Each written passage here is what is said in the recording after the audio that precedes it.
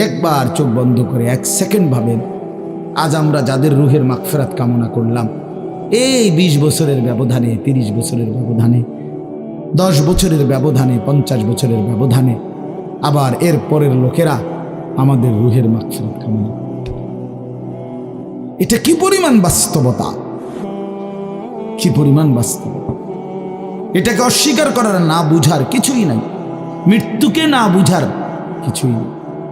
কারণ এত বেশি জলজ্জান্ত আল্লাহ তাআলা এটা আমাদের সামনে দেখাইছেন, এত মানুষের মৃত্যু আল্লাহ আমাদের সামনে দেখাইছেন, এটাকে অস্বীকার করার, না বুঝার কিছুই নেই। তো চলেন, এরপরে আল্লাহ তাআলা ইসরাফিলকে আবার জীবিত করবেন। জীবিত করে আল্লাহ তাআলা ইসরাফিল আলাইহিস সালামকে বলবেন, ইসরাফিল আবার তুমি সিংহায় ফু দাও। এইবার যখন সিংহায় ফু দিবে, তখন ইসরাফিল আলাইহিস সালামের এই দ্বিতীয় ফুতে আবার ভূমিকম্প শুরু। আবার কি শুরু হবে? ও মাঝখানে ভাই, ওই ছেলে অপদার্থ, কথা বলো না, হাসাহাসি করো না, কারো কথা বাকি থাকলে, দুষ্টামি বাকি থাকলে উঠে চলে যাও, বাহিরে আলাদা জায়গা আছে। গাফেল সন্তান কোনো কিছুতেই যাকে কোনো আসর করে না। আহা, আপনারা জানেন না, আপনাদের এক এক ছেলের অবস্থা হলো কলিজাটা পাথর হয়ে গেছে, কোনো কিছুই তার কলিজা নাড়ায় না। এত শক্ত জানোয়ার যে খোদার 365 দিনে কোনো দিন ফজরের নামাজ পড়ে না, একদিনও না। মানুষের বাচ্চা এত বড় জানোয়ার হয় কেন? আরে তুই কোন মানুষের বাচ্চা? তুই কোন মার দুধ খাইলি? নাফরমান, কেমনে মানুষ হইলি তুই? এটা কি ধরনের মানুষ? একদিনও নামাজ পড়ে? ছি ছি ছি ছি ছি! মুসলমানের বাচ্চা এত বড় জানোয়ার হয় কেমনে? কোনো দিন নামাজ পড়ে না, 6 মাসে 9 মাসে কোনো দিন বলতে পারবে না নাফরমান কোনো দিন 5 ওয়াক্ত নামাজ পড়ছে কিনা। হায় হায়, এত বড় অসভ্য! মায়ের সন্তান হয় কেমনে? বাবার সন্তান হয় কেমনে? চিন্তা কর, কোনো কিছুই। ছেলে পেলেদের হালাত হলে এই পরিমাণ লাগাম ছাড়া, কিসের মা কিসের বাবা, কে তার মা কে তার বাপ, কে কি তার ধর্ম, তার আল্লাহ কে, তার রসুল কে, তারে বানাইছে কে, আসছে কোত্থেকে, কেন আসছে, কি করতেছে, কি করছে, কিচ্ছুর খবর, কিচ্ছুর খবর। আসে, হাঁটে, বুট খায়, বন খায়, মোবাইল টিপে, খারাইয়া মতে, বইয়া মতে, বন্ধু বান্ধবদের সাথে আড্ডা দেয়, মেয়ের পিছনে ঘুরে, অসভ্য অশ্লীল কথাবার্তা বলে। এটা কি একটা জিন্দিগি হলো? মিয়া ভেবে দেখেন। ওফ, কোন সুস্থ স্বাভাবিক মানুষ এমন হয়? বলো ভাইয়া, বলো। রাগ করো না বাপ, কে তোমা করে মনে করাই দিবে? কেউ মনে করায় না। হা, বাবা মারও ফিকির শেষ, শুধু টাকা রোজগারের ফিকির। দেশে থাইকা পারো, নইলে বিদেশ গিয়া পারো, কোনো না কোনো ভাবে পয়সা রোজগার করো। টাকা রোজগার করলে মা বাপ খুশি, টাকা রোজগার না করলে না অখুশি। খালাস। এরপরে ইমান আছে কিনা, ইসলাম আছে কিনা, নামাজ আছে কিনা, কোরআন আছে কিনা, আল্লাহ চিনে কিনা, হালাল হারাম কিনা, জায়েজ না জায়েজ না, এত কিছু আমার দরকার। ফুতেরে জিগায়ও না যে ফুত কামাই যে করতেছ, কি হালাল কামাই করো না হারাম না, এত কিছুর দরকার কি? টাকা দিতেছে, খাইতেছে, ঘুমাইতেছে, বিল্ডিং করতে আসে, জমি কিনতে আসে, আফেল মালটা খাইতেছে। এক ছেলে আমারে নিজে বলছে, আমি সবার ব্যাপারে বলি না, এক ছেলে আমারে নিজে বলছে, হুজুর আমি একটা দেশের নাম বলছে, যেই দেশে আমার কর্মটা ছিল, চলে আসছে ওই দেশ থেকে। আমার বলছে, হুজুর আমার কর্মটা হলো এই, মদের বার, মদের হোটেলে নারী পুরুষ উলঙ্গ জিনা ব্যভিচার করে, আমার দায়িত্ব শুধু পাশে দাঁড়িয়ে মদের বোতল নিয়ে দাঁড়ায় থাকা, যতবার তারা চায় অতবার তাদেরকে মদ গ্লাসে ঢেলে দেওয়া, তাদের হাতে তুলে দাও। এর বিনিময়ে আমার মাসে বেতন 2 লাখ টাকা।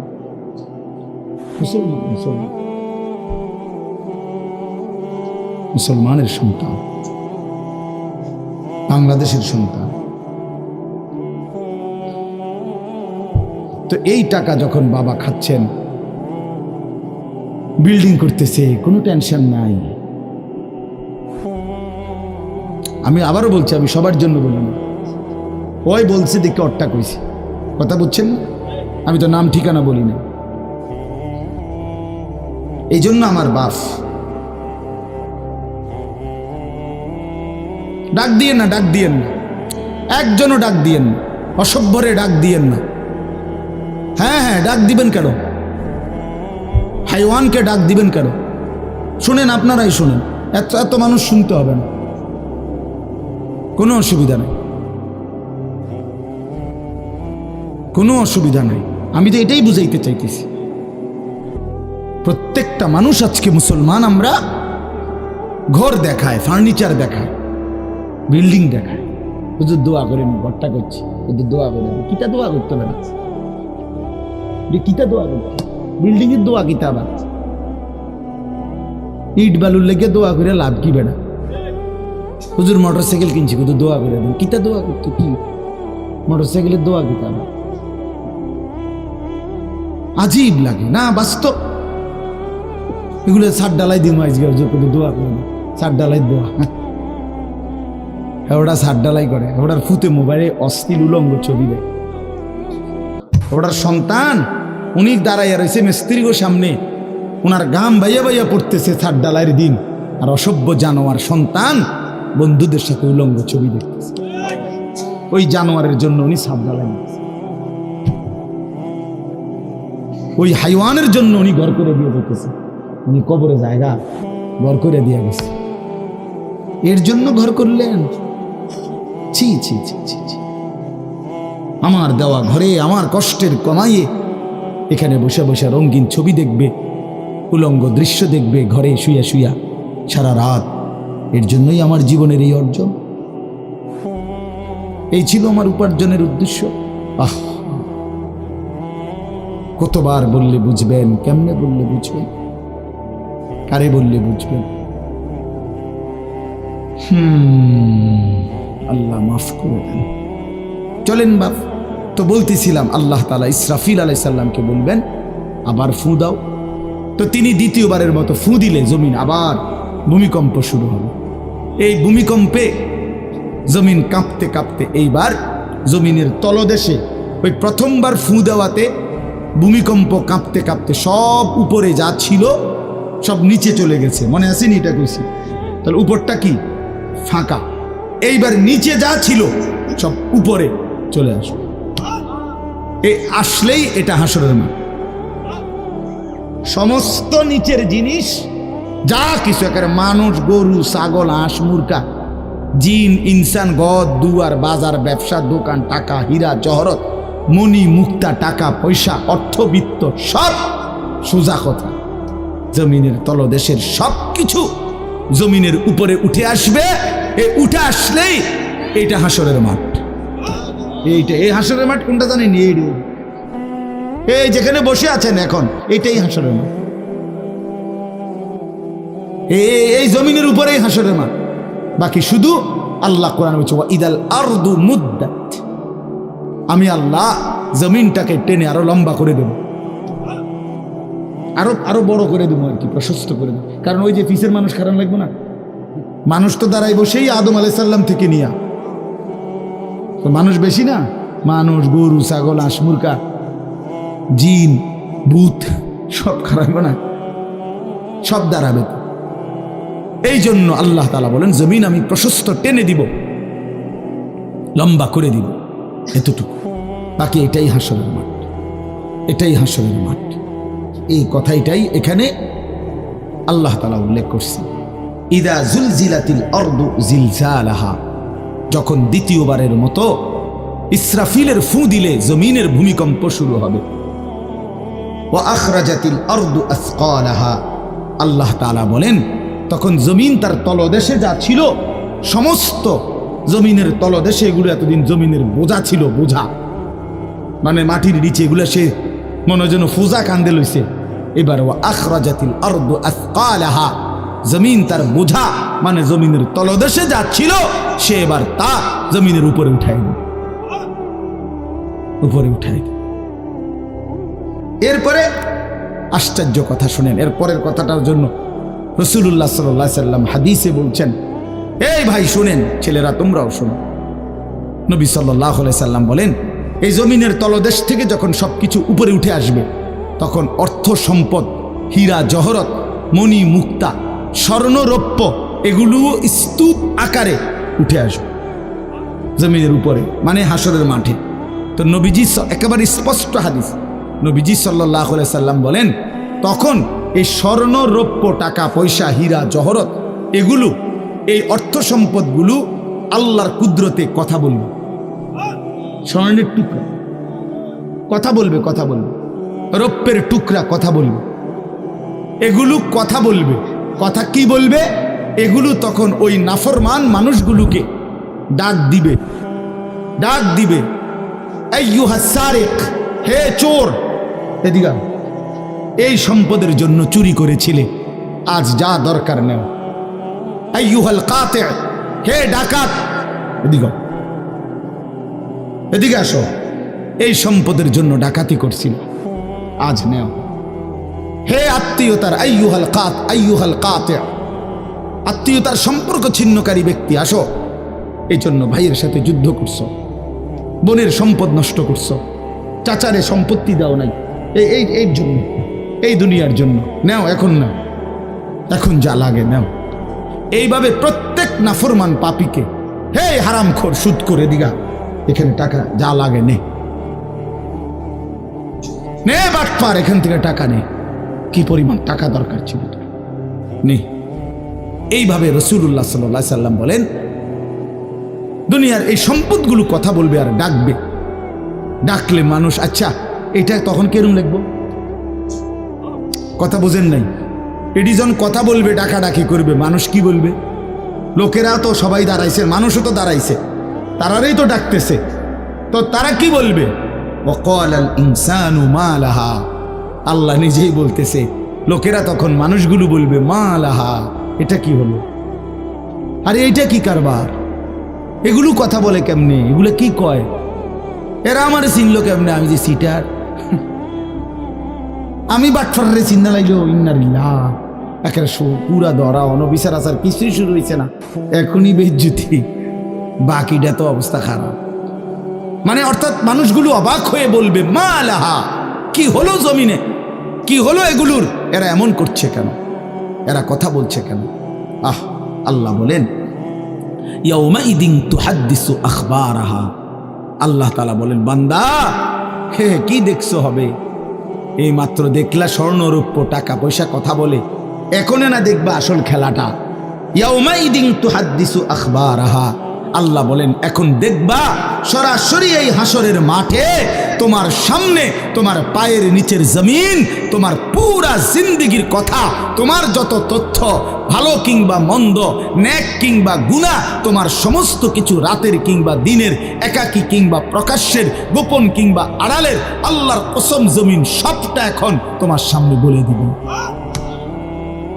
ইয়াউমাইদিন তুহাদ্দিসু আখবারাহা,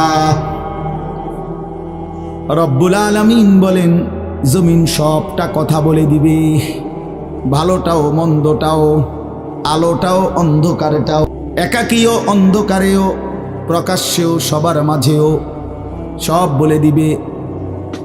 রাতের চুরি বলে দিবে, রাতের তাহাজ্জুদটাও বলে দিবে, মদের আড্ডার কথাও বলে দিবে, জুয়ার আড্ডার কথাও বলে দিবে। সারা রাত যুবক উলঙ্গ ছবি দেখেছ, আল্লাহর কসম সেটাও বলবে। যে যুবক মালিকের সেজদা দিয়েছে সেটাও বলবে। তাহাজ্জুদ শোনাবে, আবার সবার সাথে যে জামাতে নামাজ পড়েছে এটাও বলবে, সব কিছু বলে দিবে। আল্লাহ বলেন, যদি মানুষ ভাবতে চাও জমিন কিভাবে কথা বলে, স্বর্ণরৌপ্য কিভাবে কথা বলে, আল্লাহ বলেন বিআন্না রাব্বাকা আওহা লাহা, আল্লাহ তাআলা আদেশ করেছেন বলেই কথা বলে। আল্লাহ বললে, হুকুম করিলে আল্লাহর গোটা কায়নাত, গোটা সৃষ্টি জগৎটাই কথা বলে। وشهد عليهم سمعهم وأبصارهم وجلودهم بما كانوا يعملون। আল্লাহ বলে, হাসরের ময়দানে বান্দা, তোমার কান, তোমার চোখ, তোমার সারা দেহের চামড়া, জুলুদুহুম, তোমার সারা দেহের চামড়া হাসরের ময়দানে তোমার পুরা জিন্দেগির কর্মকাণ্ড বলে দিবে। চামড়াগুলো বলবে, চামড়া, মানুষের শাহওয়াত চামড়া। এই জন্য সমস্ত যৌনতার ঘটনা, অসভ্যতার ঘটনা শরীরের চামড়া বলে দিবে। মানুষের শাহওয়াত চামড়া। কথা বুঝছেন কি? হ্যাঁ, চর্মে, চামড়ার মধ্যে শাহওয়াত, কামনা, বাসনা, যৌন চাহিদা। এই জন্য যত লোক দেখবেন বিভিন্ন হসপিটালে, যত ডাক্তার চর্মরোগের ডাক্তার, তত লোক যৌন রোগেরও ডাক্তার। হ্যাঁ, চর্ম ও যৌন রোগ বিশেষজ্ঞ। এটা একই বিষয়, একই চ্যাপ্টার। চামড়া মানে আল্লাহ তাআলা বলেন, তোমার চামড়া বলে দিবে কত রাত, কত দিন নারীর প্রতি অবৈধ আগ্রহ, অস্থিরতার, বেহায়াপনার, অসভ্যতা করেছিলে।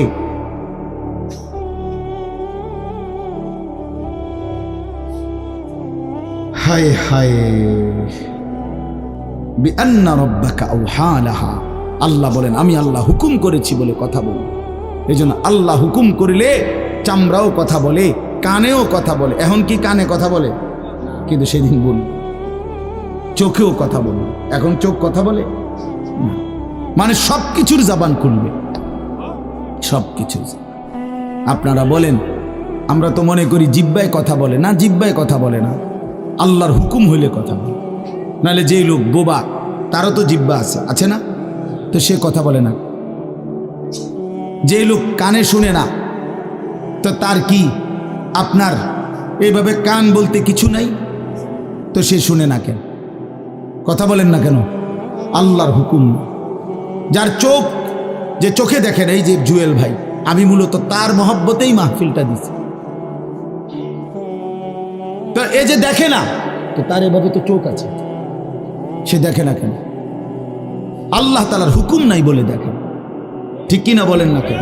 মজার বিষয় হলো, রাসূলুল্লাহ সাল্লাল্লাহু আলাইহি সাল্লাম হাদিসে স্পষ্ট বলেছেন, বিশ্বাস করেন, একেবারে বিশুদ্ধ হাদিস। আল্লাহ তাআলা তার দুইটা চোখ নিয়ে গেছে। নবীজি বলছেন, সে যদি সবর করে আল্লাহর হুকুমের উপরে চলতে পারে, রাসূলুল্লাহ সাল্লাল্লাহু আলাইহি সাল্লাম বলেন, আল্লাহ তাআলা তাকে এই দুইটা চোখ নিয়ে যাওয়ার কারণে, অন্ধ বানানোর কারণে সে যে সবর করলো, আল্লাহ রসুল বলছেন আল্লাহ তাআলা নিশ্চিত তাকে জান্নাত দান করবেন। এই জন্য তুমি ভাই সবর করো।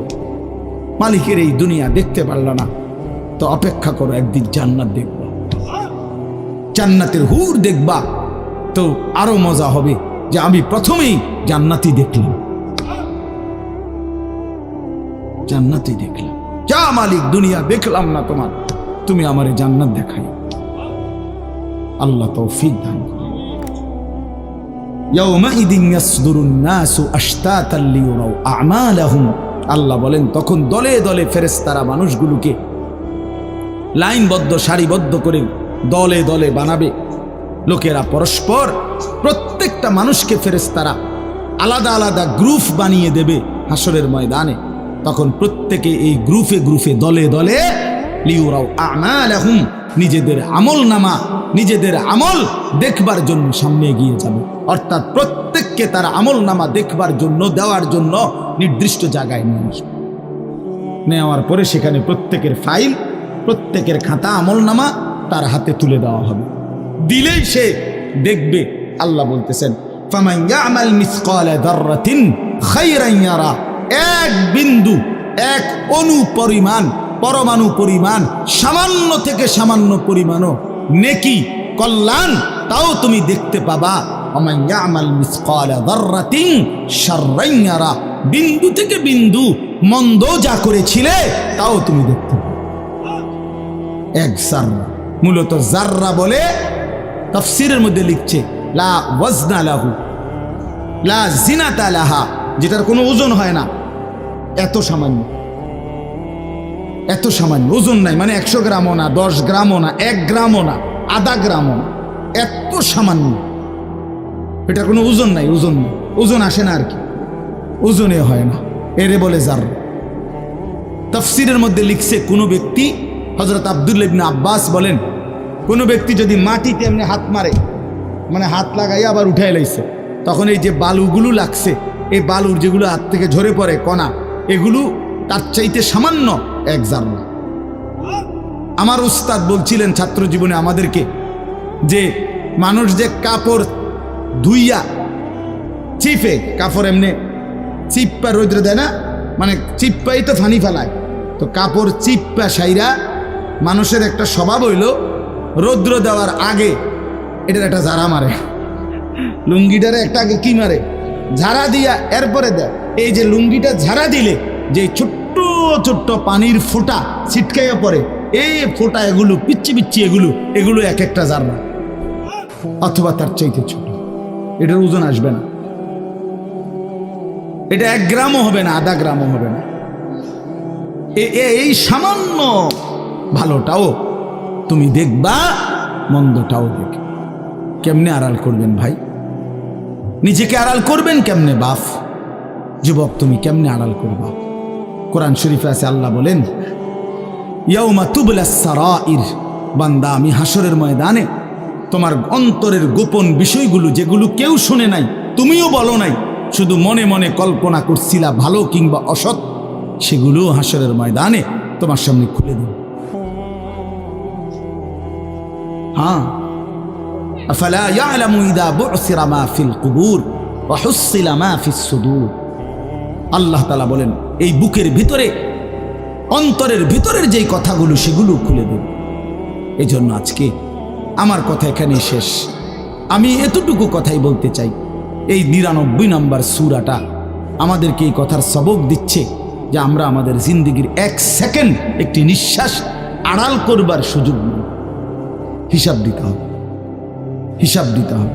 1 মিনিট, 1 সেকেন্ড, 1 পলক, 1 লম্হা, 1 মুহূর্ত আমাদের আড়াল করবার সুযোগ নাই ভাই।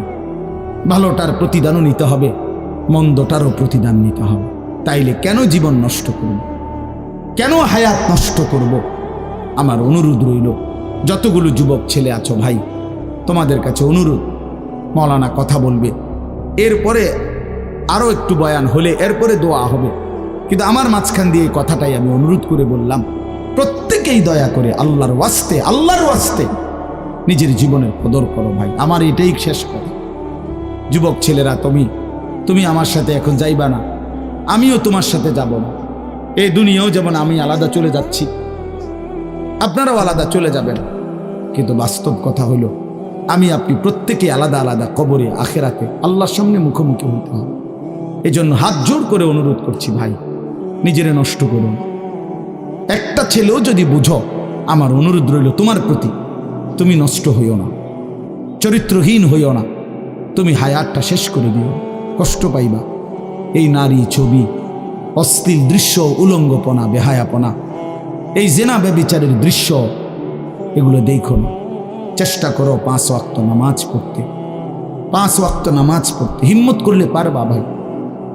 পেশাব পায়খানার পরে টয়লেট পেপার ব্যবহার করো, পানি ব্যবহার করো, দেখবা শরীর পবিত্র থাকলে আল্লাহর ইবাদত করতেও মন চাই। মূলত মানুষ অনেকের যাদের নামাজ ছুটে যায়, তাদের একটা বড় কারণ হলো তার শরীর অপবিত্র, শরীর নাপাক, আর নাপাক দেখে নেক কাজের তামান্না, আগ্রহ জাগে না। এই জন্য এই যে পেশাব করে পানি নেয় না, টয়লেট পেপার ব্যবহার করে না, এই অসভ্য এই কারণে নামাজ পড়তে চায়। বাস্তব কথা, এর তখন আর হায়া লজ্জা থাকে না। এই জন্য সবাই মিলে ইনশাআল্লাহ নামাজ পড়ে নিজেদের স্ত্রী, কন্যা, বোনকে পর্দা পশিদায় রাখতে চেষ্টা করেন। যে মেয়েটার পর্দা নাই, যে মহিলার পর্দা নাই, বিশ্বাস করেন যে তার নিজের ইজ্জত, নিজের কদর, নিজের সতীত্ব, নিজের পর্দার কদর বোঝে না। এটা কোনো নারী না, এটা কোনো মহিলা না, এটা প্লাস্টিক জাতীয় কিছু হইতে, এটা এক ধরনের প্লাস্টিক, এটা এক ধরনের অসভ্য।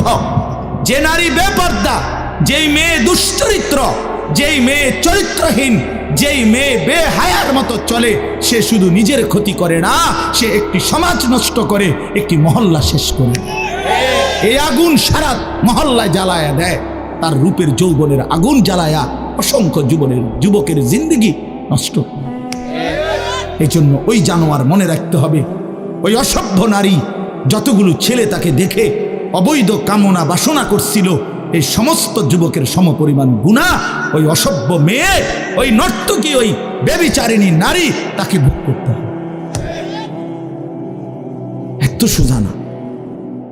এই জন্য বাবাদেরকে বলি, ছেলেদের দিকে কদর করেন, মেয়ের দিকে নজর দেন, স্ত্রীর দিকে নজর দেন।